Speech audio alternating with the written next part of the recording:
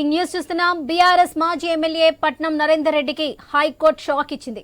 Narender Reddy quash petition కొట్టేస్తూ high court తీర్పునిచ్చింది.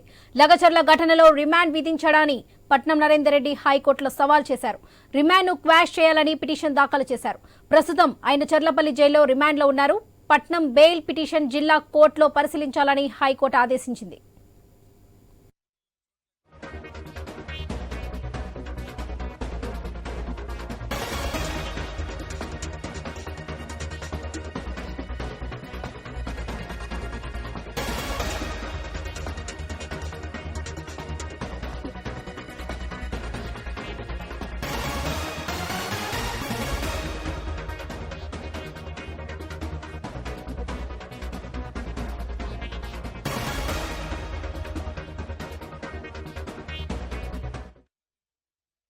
BRS మాజీ MLA Patnam Narender రెడ్డికి హైకోర్టు షాక్ ఇచ్చింది. నరేందర్ రెడ్డి క్వాష్ పిటిషన్ కొట్టేస్తూ హైకోర్టు తీర్పునిచ్చింది. ఇదే విషయానికి సంబంధించి మరిన్ని అప్డేట్స్ మా స్పెషల్ కరెస్పాండెంట్ సునీల్ అందిస్తారు. సునీల్, బీఆర్ఎస్ మాజీ ఎమ్మెల్యే పట్నం నరేందర్ రెడ్డికి హైకోర్టు షాక్ ఇచ్చిందని తెలుస్తుంది. దీనికి సంబంధించిన డీటెయిల్స్ ఏంటి?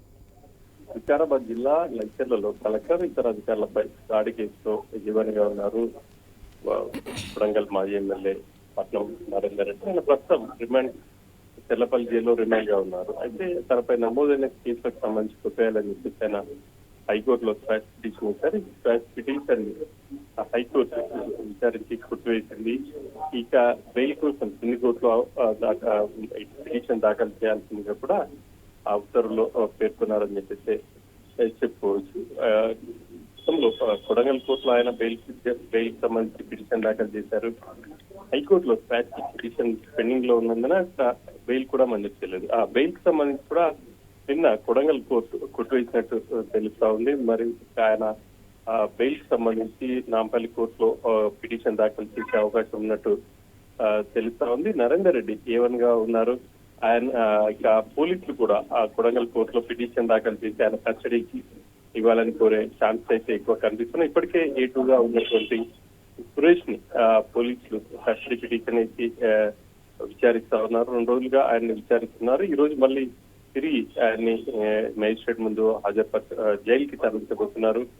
ఇక నరేందర్ రెడ్డికి సంబంధించి ఆయన ఇటు బెయిల్ దాఖలు చేసే అవకాశాలు అయితే కనిపిస్తా ఉన్నాయి. అధికారులపై దాడి చేయడమే కాకుండా ప్రభుత్వ ఆస్తులకు నష్టం కలిగించారు, ఈ కేసులో ఆయన కుట్రకోణం దాగి ఉంది అని చెప్పేసి కూడా ఆయనపై ఇటు FIR నమోదైంది. ఆ మేరకు ఆయన ప్రస్తుతం ఆయనకు జైల్లోనే ఉన్నారు. ఇంకా మరి ఆయన పిటిషన్ సంబంధించి బెయిల్ పిటిషన్ సంబంధించి పెండింగ్ లో ఉంది.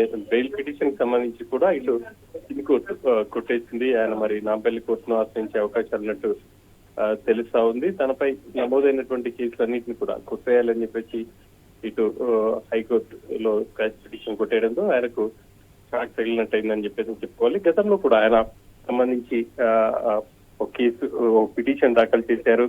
తనపై 3 FIRలు నమోదు చేశారు. వాటిని కొట్టివేయాలని చెప్పేసి కూడా ఆయన పిటిషన్ దాఖలు చేశారు. ఆ ఇష్యూలు ఆయనకు కాస్త ఊరట లభించింది.